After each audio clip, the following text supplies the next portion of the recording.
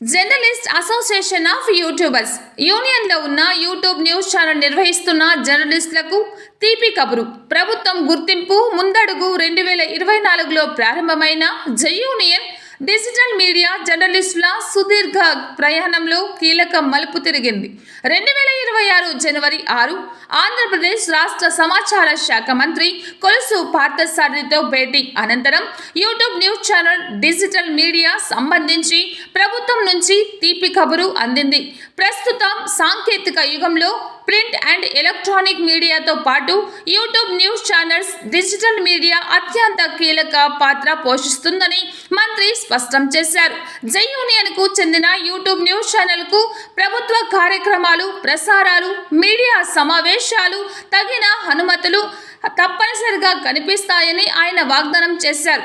ఈ హామీ మేరకు నేడు రాష్ట్ర వ్యాప్తంగా జై యూనియన్ ఆధ్వర్యంలో డిజిటల్ మీడియా జర్నలిస్టులు ఆ జిల్లాలో జిల్లా కలెక్టర్లను, డిపిఆర్ఓలను కలిశారు.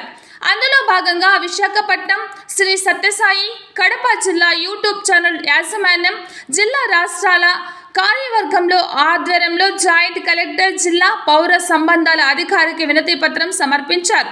ఈ సందర్భంగా యూట్యూబ్ డిజిటల్ మీడియా ప్రభుత్వ పరంగా గుర్తించి సమాన అవకాశాలు కల్పించాలని కోరారు.